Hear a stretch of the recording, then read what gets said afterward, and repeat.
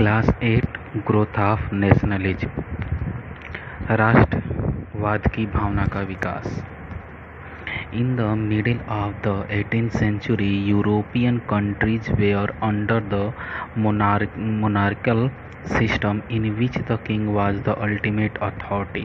Kingdoms were spread over vast territories inhabited by people of different ethnic groups. It means अगर हम middle age यानी 18th century की बात 18वीं सदी की बात करें तो उस समय यूरोपियन कंट्रीज़ में नए नए उपनिवेश बनाने की प्रथा थी और जहाँ पे राजतंत्र का शासन चला करता था। हालांकि हम लोगों ने पीछे के फर्स्ट लेसन में हम लोगों ने देखा है कि कैसे ईस्ट इंडिया कंपनी ने अपना विकास किया और कैसे नए नए कंट्रीज को खोज करके वहाँ पे अपने नए मार्केट की स्थापना यानी नए बाज़ार की स्थापना के लिए नए नए समुद्री यात्राएं की जाती थी। अब उसके आगे की तरफ हम देख रहे हैं कि यूरोपियन कंट्रीज़ में नए देश की खोज करना और वहाँ पे अपने मार्केट को स्थापित करना, वहाँ पे अपना प्रभुत्व जमाना एक तरह का फैशन हो गया था, कहे तो एक चलन हो गया था। यानी अपना आधिपत्य स्थापित करने के लिए यूरोपियन कंट्रीज़ में सभी कंट्रीज अपने अपने स्तर पे अपना राज्य का विस्तार कर रही थी, जिसमें बहुत सारे ऐसे राजतंत्र के सिस्टम थे जिससे वहाँ के लोकल लोगों के ऊपर अत्याचार बढ़ते जा रहे थे। जैसे कि अगर हम अपनी हिस्ट्री की बात करें, भारत की हिस्ट्री की बात करें, तो हमारे यहाँ भारत में ईस्ट इंडिया कंपनी ने अपना वर्चस्व स्थापित किया और यहाँ के लोगों का शोषण करना शुरू कर दिया। तो जिस तरीके के यहाँ के लोगों के द्वारा शोषण के विरुद्ध आवाज़ उठाने की जो प्रवृत्ति पैदा हुई, जो प्रेरणा पैदा हुई, जो अंतर्जनित आवाज़ उठी देश के प्रति, देश को स्वतंत्र कराने के प्रति तथा बाहरी शासन से मुक्ति पाने के लिए, इसी भावना को नेशनलिज्म कहा जाता है। तो हम आगे देखते हैं, यूरोपियन कंट्रीज अपने राज्य विस्तार के लिए अलग अलग जगह जाते थे, यानी अपना राज्य विस्तार करते थे और वहाँ का राजतंत्र किसी बाहरी शासन द्वारा चलाया जाता था। यानी जहाँ पे वो अपना आधिपत्य स्थापित करते थे, वहाँ की लोकल सरकार तो चलाएगी नहीं, वहाँ का पूरा शासन बाहरी शासन के द्वारा चलाया जाता था, जिससे उनके ऊपर अत्यधिक शोषण किया जाता था। अगर हम बात करें, a kingdom was divided into a large number of federal state etch governed bye a separate set of law.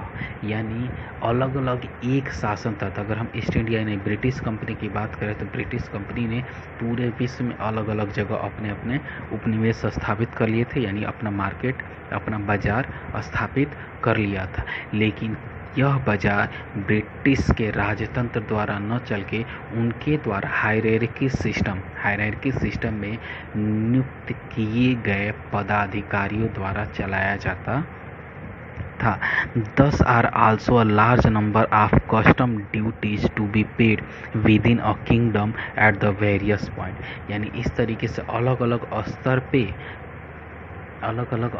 पे नियुक्त किए गए गवर्नर, नियुक्त किए गए अधिकारी अपने स्तर पे वहाँ के लोकल लोगों पे, लोकल शासन पे अपने स्तर पे लोकल ड्यूटीज़ यानी टैक्सेस लगाया करते थे और उनकी वसूली करते थे।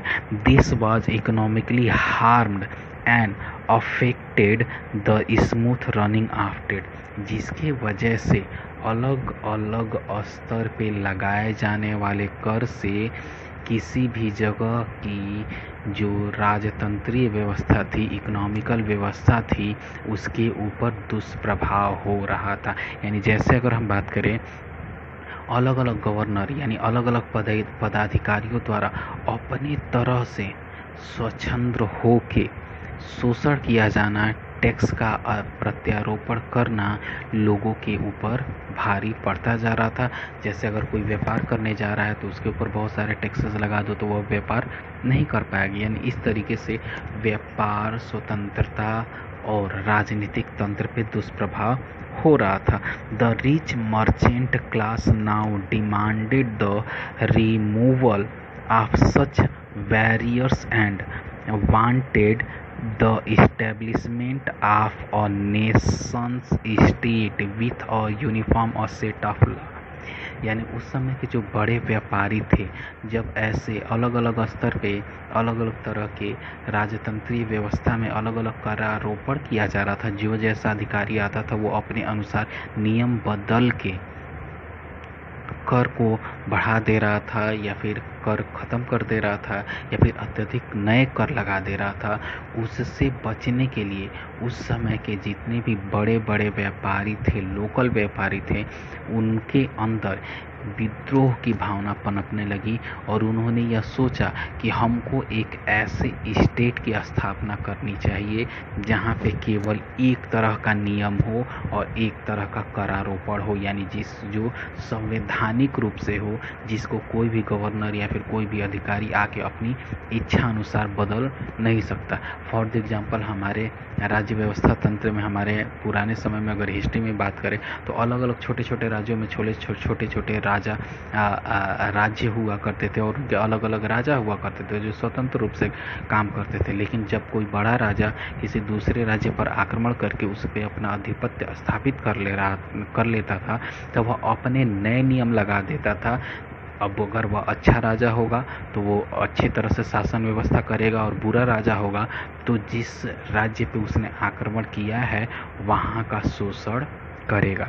उसी तरीके से नेशन स्टेट की भावना का विकास होने लगा। बड़े बड़े व्यापारियों में एक नियम, एक नेशन, एक लॉ की थिंकिंग पनपने लगी थी। देन अगर हम देखें, national state emerge when a homogeneous population living in the common territories sharing the historical and the cultural background and having common aspiration began to consider themselves as one people। वे सभी लोग संगठित हों जिनका व्यापार एक जैसा है, जिनका कल्चर एक जैसा है, जिसकी संस्कृति एक जैसी है और जो एक सिस्टम प्रणाली के प्रति यानी वन नेशन वन लॉ की विचारधारा को धारण करते हैं, वो सभी के लिए एक नेशन वन लॉ होना चाहिए। तो वैसे सभी लोग एक दूसरे के संपर्क में आने लगे और एक नेशन वन लॉ यानी नेशनलिज्म, राष्ट्रीयता की भावना पनपने लगी। राष्ट्रीयता की भावना पनपने का मेन अगर हम बात करें, राष्ट्रीयता की भावना पनपने का मेन अगर हम व्याख्या करें किसी भी टेरिटरीज के लिए, दैट मीन्स अगर कोई राजा किसी राज्य पे आधिपत्य स्थापित करता है तो वह उसके राज्य की व्यवस्था पे नए करारोपण करके वहाँ की व्यवस्था को खंडित नहीं कर सकता। यानी कोई भी अधिकारी नियुक्ति हो लेकिन वह वहाँ के नियम को नहीं बदल सकता। यानी राष्ट्रीयता, एक नेशन के लिए वन लॉ, कोई भी उस पर राज करे कोई फर्क नहीं पड़ता है, जिससे कि वहाँ के लोकल व्यापारियों का शोषण कम हो सके। अगर हम नीचे नेशनलिज्म हेडिंग की बात करें, nationalism is a sense of oneness born out the sharing the same geographical territories, the same culture and the history and similar aspirations to be independence of foreign डोमिनेशंस।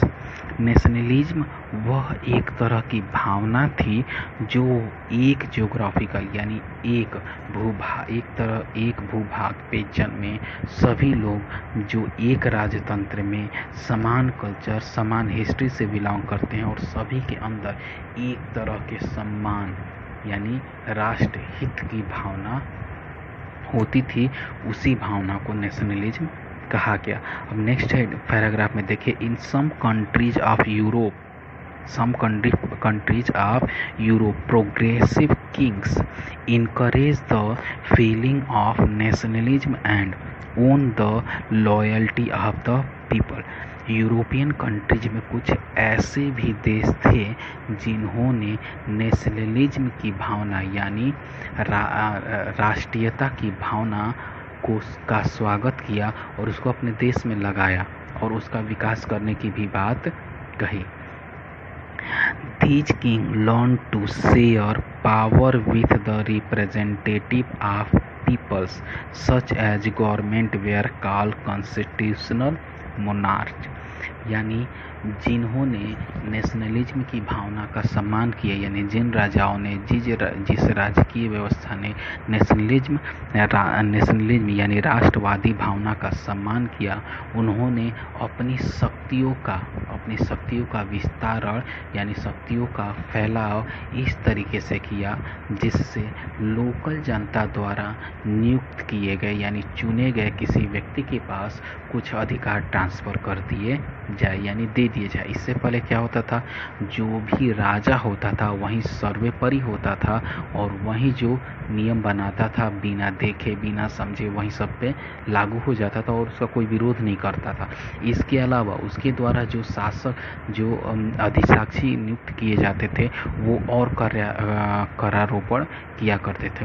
तो नेशनलिज्म की भावना में यह तय किया गया, कुछ राजाओं जिन्होंने उस भावना का सम्मान किया उन्होंने अपनी शक्तियों का बंटवारा करना स्वीकार किया, यानी लोकल लोगों के द्वारा एक व्यक्ति चुना जाएगा जिसके पास कुछ अधिकार होंगे जिससे वह उनको राहत या फिर सम्मान दिलाने का अधिकारी होगा। Constitutional monarchy had come into expanse in England as early as in the year 1688। यानी इंग्लैंड में अगर हम बात करें तो यह कॉन्स्टिट्यूशनल मोनार्च की स्थापना 1688 ईस्वी में हुई, जिसके बहुत सारे फिलोसफर यानी जो उस समय के लेखक या फिर विद्वान व्यक्ति हुआ करते थे उन्होंने भी नेशनलिज्म की भावना यानी राष्ट्रवाद की भावना का सम्मान किया और उसको प्रोत्साहन देने के लिए अपने समय में बहुत अच्छे लेख दिए। अगर हम बात करें next heading American revolution 1775 to 83, यानी अमेरिका में अगर हम रिवॉल्यूशन की बात करें तो अमेरिका में भी यह रिवॉल्यूशन पहुंचा और पहुंचने का कारण क्या था, वहाँ पे बदलने वाले नियम और लगाए जाने वाले कर या फिर अत्यधिक शोषण का। तो आगे हम देखते हैं द अमेरिकन रिवॉल्यूशन और the war of America independence led to the birth of United State of America US. यानी अमेरिका के अंदर हुए आंदोलन का परिणाम ही था कि वहाँ पे यूएस की स्थापना हुआ, या यूएस यानी यूनाइटेड स्टेट ऑफ अमेरिका की स्थापना हुआ। यूनाइटेड यानी यूनिटी, लोगों का संगठन था। और ये अमेरिका वही राज्य है जिसके बारे में देश है जिसके बारे में हमने पिछले लेसन में पढ़ा है कि अमेरिको नामक जो नाविक था जिसने जब सबसे पहले अमेरिका की खोज की और यह बताया कि यह इंडिया नहीं एक नया स्वतंत्र देश अमेरिका है, तो उसके बाद उनके द्वारा खोजे गए नए अमेरिका महाद्वीप की खोज के बाद सभी यूरोपियन कंपनी अपने व्यापार, अपने वर्चस्व, अपनी शक्ति को बढ़ाने के लिए अमेरिकी महाद्वीप की तरफ बढ़ने लगे थे, जिसके कारण वहाँ पे बहुत सारे आंतरिक कलह हुए यानी युद्ध भी हुए। और उन्हीं युद्धों का परिणाम हुआ कि अमेरिका में एक नया विद्रोह यानी नेशनलिज्म, अमेरिकी राज्य व्यवस्था के लिए एक विद्रोह पैदा हुआ जो आगे हम देखने वाले हैं। Okay, in the history of the world, this was the first political revolution in which people overthrew foreign rule and won the rights to self-government। इतिहास में, दुनिया के इतिहास में यह पहला ऐसा पॉलिटिकल यानी राजनैतिक बदलाव था, विद्रोह था जिसमें अमेरिका को एक स्वतंत्र देश बनाने के लिए प्रेरित किया। और इसमें अगर हम देखते हैं जिसमें स्वतंत्र देश यानी विदेशियों के अधीनता को अस्वीकार किया, अगर हम इसमें देखें आखिर ये क्यों हुआ, तो अगर हम देखते हैं लार्ज नंबर ऑफ यूरोपियंस यानी यूरोप कॉन्टिनेंट की तरफ रहने वाले सभी देश, large number of Europeans including the French, the Dutch had migrated to the New World America after its discovery। यहाँ पे साफ तौर से खोजा गया है, अमेरिको के द्वारा नए महाद्वीप की खोज के बाद सभी यूरोपियंस कंट्री के सभी व्यापारी और वहाँ पे शासक सभी अमेरिका पे अपना अपना वर्चस्व, अपना आधिपत्य, अपनी शक्ति बढ़ाने के लिए अमेरिका की तरफ बढ़ चुके थे। और बढ़ने का परिणाम क्या हुआ, वहाँ पे बहुत सारे युद्ध भी लड़े गए, यानी अपनी अपनी शक्ति का प्रदर्शन किया गया। After its discovery by the 18th century, Britain had established 13 colonies along the eastern coast of North America. यानी नॉर्थ अमेरिका पे ब्रिटेन ने अपने 3 ऐसे शहर बसाए, यानी कॉलोनी बसाया जहाँ से रहकर वो अपना व्यापार कर सके, यानी अमेरिका पे व्यापार कर सके। In respect of all local matters the colonist governed themselves through elected representative. यानी 13 कॉलोनी थी वह अपने आंतरिक मुद्दों को वहाँ के लोगों के द्वारा चुने गए व्यक्ति के द्वारा सुलझा लिया जाता था। वो व्यापार से संबंधित हो या फिर अदर किसी राजनीतिक मामले से संबंधित हो, कानून व्यवस्था से संबंधित हो, उन 13 कॉलोनी के द्वारा चुने गए प्रतिनिधित्व के द्वारा ये सारे मैटर सुलझा लिए जाते थे। They even lived local taxes, they were however deny any say in matters concerning their trades with other European countries, economic development, laying off extra taxes and even westward expansion। Britain controlled this matter strictly. इसके अलावा Britain के द्वारा यानी Britain सरकार के द्वारा बहुत सारे ऐसे चीज़ों पे कंट्रोल किया जाता था, जैसे टैक्सेस से लेके हो गया, यानी कर से लेके हो गया, या फिर उस नॉर्थ अमेरिका में जो 13 कॉलोनी बसाए गए थे उसके एक्सपेंशन यानी उसके फैलाव से लेके हो गया, यानी आधिपत्य, भूमि अधिग्रहण से रिलेटेड हो गया। व्यापार संबंधित अगर कोई वहाँ पे कोई कंपनी आती है दूसरे देश की तो उनके द्वारा समझौते से रिलेटेड हो गया। इन सब पे वो अपना प्रमुख आधिपत्य स्थापित रखता था। कौन? ब्रिटेन कंपनी, जिसने वो 13 कॉलोनीज बसाई थी अपने व्यापार को फैलाने के लिए। नेक्स्ट हेडिंग अगर हम बात करें, increase in tax in the colony. अब यहाँ पे मेन मुद्दा उठ जाता है कि आखिर अमेरिका में रिवॉल्यूशन क्यों हुआ। In Europe the 7 years wars 1756 to 63 in which Britain and French were an opposite side ended with the Treaty of Paris 1760। यानी यूरोप में 2 कंट्रीज फ्रेंच और ब्रिटेन दोनों ने कुल 7 साल तक एक दूसरे से युद्ध किया। किस कारण से? वर्चस्व, यानी अमेरिका में अपने व्यापार को फैलाने के लिए या फिर अदर किसी कंट्री में भी अपने व्यापार को फैलाने के लिए दोनों कंट्री में वर्चस्व का कंपटीशन शुरू हो गया था, अपनी शक्ति प्रदर्शन का कंपटीशन शुरू हो गया था, जिसका परिणाम ये हुआ the treaty force French to withdrawal from the North America and India. French ने अपनी शक्तियों का विड्रॉल कर लिया, यानी अपनी शक्तियों का संकुचन कर लिया 2 देशों से, इंडिया और अमेरिका से। यानी अब वहाँ पे केवल एक कंट्री यानी एक केवल देश का वर्चस्व रह गया था, वो है ब्रिटेन, जो अमेरिका को भी गुलाम बना के रखा था और इंडिया को भी, जहाँ से फ्रेंच ने अपनी शक्ति को वापस कर लिया था 7 सालों के युद्ध के परिणाम। स्वरूप Britain to recover its war expenses by increasing taxes in the North American colony। इन 7 साल के युद्ध के दौरान जो भी ब्रिटेन को नुकसान हुआ, वह अपने उस नुकसान की भरपाई नॉर्थ अमेरिका में स्थापित किए गए 13 कॉलोनीज के ऊपर अतिरिक्त कर लगा के वसूलना चाहता था।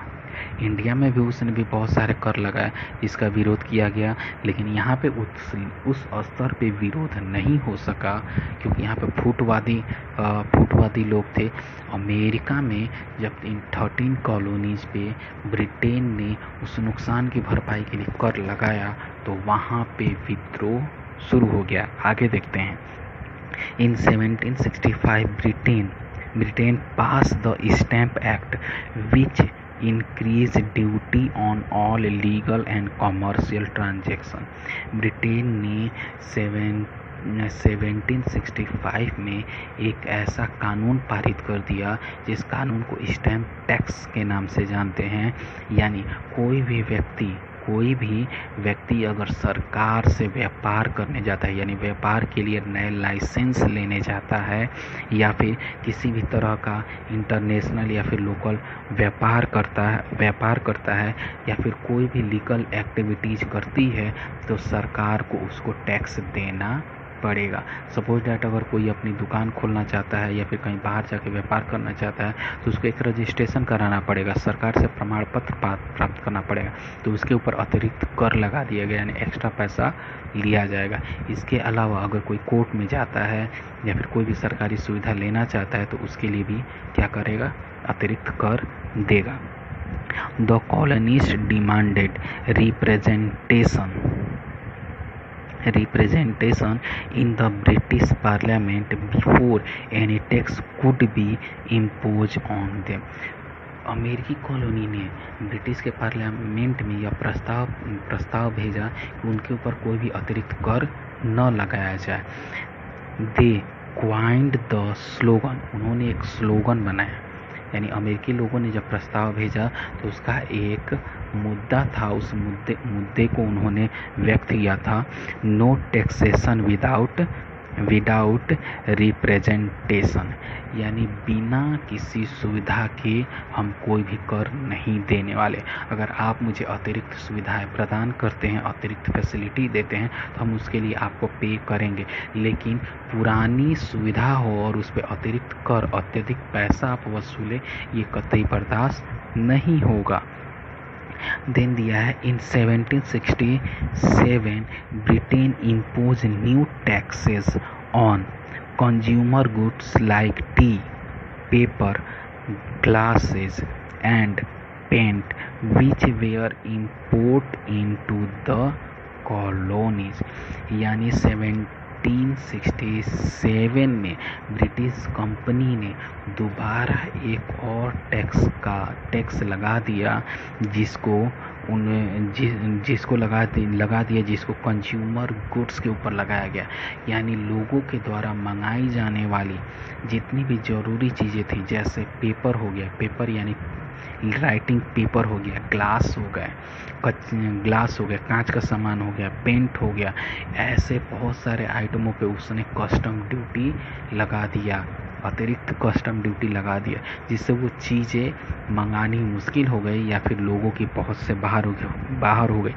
The colonist roll in rebellion and once again all the taxes were withdrawal expect the one on tea। उनके विद्रोह के साथ ब्रिटिश ने कुछ चीज़ों से टैक्सेस तो हटाए, लेकिन चाय पे टैक्स नहीं हटाया, जो कि पिया जाता है चाय, T. In 1773, the colonists refused to unload tea brought by British ship। America में ब्रिटिश कंपनी द्वारा भेजे गए चाय की नाव पे लदे चाय को वहाँ के लोगों ने अनलोड उतारने से मना कर दिया। क्यों? क्योंकि चाय पे उसने अतिरिक्त कर लगा दिया था। तो अतिरिक्त कर लगा दिया यानी मार्केट में जब वो चाय जाएगा तो उस पर अतिरिक्त पैसा दे के उसको परचेज करना पड़ेगा, यानी उसका रेट बढ़ गया। जो उसको ख़रीदेगा, चूँकि यह कंज्यूमर गुड्स के फैसिलिटीज़ में उस कैटेगरी में रखा गया था जो कि केवल बड़े लोग यूज कर सकते हैं, यानी उस पर अतिरिक्त कस्टम ड्यूटी लगाई गई थी। यानी वो एक तरह से दिखावे की वस्तु थी। चाय तो सभी पीते नहीं थे, तो इसीलिए उस पर अतिरिक्त टैक्सेस लगाया गया था। तो वहाँ के लोगों ने उस चाय को लेने या फिर उसे शिप से उतारने से मना कर दिया। When the governor ordered 3 ships to be unloaded, a group of colonies disguised as American Indians, जब वहाँ के गवर्नर यानी ब्रिटिश के द्वारा अपॉइंटमेंट एक ऐसा पदाधिकारी, जब उसने वहाँ के कॉलोनी में अमेरिकन इंडियंस यानी इंडिया के ऐसे लोग जो वहाँ पे वर्कर्स के रूप में ले जाए गए थे इंडिया से, उनको ऑर्डर दिया कि तुम वहाँ से सभी क्या करो, सभी चाय के पैकेट को नाव से नीचे उतारो, नॉर्थ अमेरिका में नीचे उतारो। तब क्या हुआ आगे हम देखते हैं।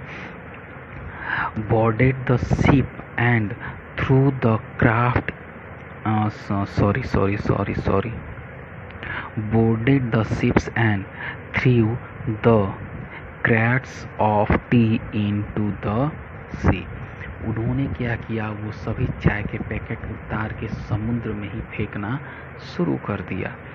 This incident known as the Boston tea party, चूँकि यह घटना बोस्टन के बंदरगाह पे हुई थी और चाय को उठा के फेंकना शुरू कर दिया गया था, तो वहाँ के लोगों ने इसको बोस्टन टी पार्टी नाम दिया। यानी एक इवेंट्स बन गया बोस्टन टी पार्टी, जिसमें वहाँ के नॉर्थ अमेरिका के कॉलोनीज लोगों के द्वारा ब्रिटिश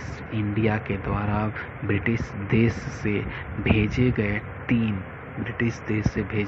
तीन शिप के चाय के पैकेट्स को उन्होंने समुद्र में ही फेंकना शुरू कर दिया था। नेक्स्ट अगर हम देखें, declaration of independence in 1774 the representatives of the colonies met the appealed to the King of England to redress their grievance. However, in April 1775, fighting broke out between the British troops and the colonies.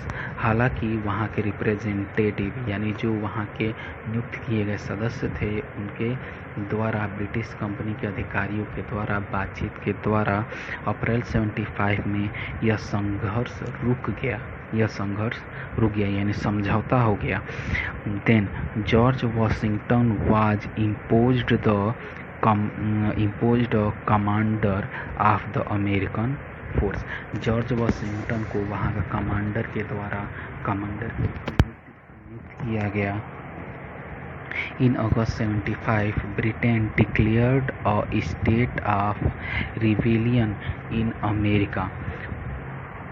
On 4th July 1776 at the Congress meeting, the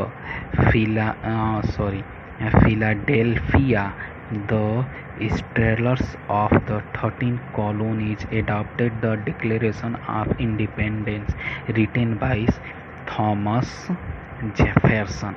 यानी उसके मध्यस्थता के बाद 4 जुलाई 1776 को America को स्वतंत्रता प्राप्ति हुई। हेलो दोस्तों, मेरे द्वारा एक वेबसाइट डेवलप किया जा रहा है जिसका URL है baliacity.co.in। तो मैं चाहता हूँ आप इस पे दिए गए आर्टिकल्स को ज़्यादा से ज़्यादा पढ़ें और इस baliacity.co.in को अपने शहर में फेमस करे। इस पर सबसे ज़्यादा क्लिक करें, इसको गूगल में जाके सर्च करें baliacity.co.in। फुल URL है https baliacity.co.in। इसको गूगल में सर्च करें और इस पर सबसे ज़्यादा क्लिक करें, जिससे कि यह गूगल के इंडेक्स में जल्द से जल्द ऊपर की श्रेणी में आ सके। तो ये बलिया से संबंधित बहुत सारी जानकारियों के लिए बनाया गया है, जिसको अभी डेवलपिंग कंडीशन में है। तो आप इससे संबंधित अगर आपके पास कोई भी सुझाव हो तो कॉन्टेक्ट अस अबाउट अस के कॉन्टेक्ट अस पेज में जाके आप अपना कमेंट दे सकते हैं। इसके अलावा यदि कोई ऐसे व्यक्ति हों जो कि पर्सनल तौर पे कोई सर्विस प्रोवाइड करते हों, जैसे कोई होम टीचर हो गया, कोई इलेक्ट्रिशियन है, तो कोई मोटर मैकेनिक है, तो कोई अदर तरह का कारपेंटर है, अगर वह अपने बिजनेस को, अपने कॉन्टैक्ट लिस्ट को ऑनलाइन देना चाहता है, जिससे कि कोई भी व्यक्ति, सपोज डैट अगर मेरे घर पे कोई मैकेनिकल प्रॉब्लम हो गई तो मुझे मिस्त्री को ढूंढने के लिए मार्केट में जाना पड़ता है। तो लोग मार्केट में न जाके गूगल में केवल बलिया सर्च जैसे ही टाइप करेंगे तो baliacity.co.in द्वारा रजिस्टर्ड किए गए सभी ऐसे पर्सनल एम्प्लॉय जो कि पर्सनली होम सर्विस देते हैं, उनकी लिस्ट डिस्प्ले हो जाएगी, जिसमें से कोई व्यक्ति उस सर्विस प्रोवाइडर को सेलेक्ट करके उसके दिए गए नंबर पे कॉल करके उससे सर्विस ले सकता है। तो अगर आप किसी को ऐसे व्यक्ति को जानते हैं जो सर्विस प्रोवाइड करता है, यानी वह होम टीचर हो, कारपेंटर हो, पेंटर हो, इलेक्ट्रिशियन हो, मोटर मैकेनिक हो, या फिर किसी भी तरह की सर्विस हो, या फिर किसी का अपना स्पेशलाइज्ड शॉप हो, तो वह बलिया सर्च ऑप्शन में जाके अपने बिजनेस, अपने सर्विस को रजिस्टर्ड कर सकता है, जिससे कि कोई व्यक्ति गूगल में जाके बलिया सर्च ऑप्शन में जाके डायरेक्ट उनसे कांटेक्ट कर उनको ऑनलाइन सर्विस दे सकता है। यानी अब आपको घर पे बैठने की ज़रूरत नहीं और किसी भी व्यक्ति को किसी भी सर्विस के लिए किसी दूसरे से पूछने की ज़रूरत नहीं है। तो इसके लिए आप baliacity.co.in को क्लिक करें और गूगल में सर्च करके इंडेक्स करें और इसके बलिया सर्च असिस्टेंस आर्टिकल में जाके इसको पढ़ लें। ओके, धन्यवाद।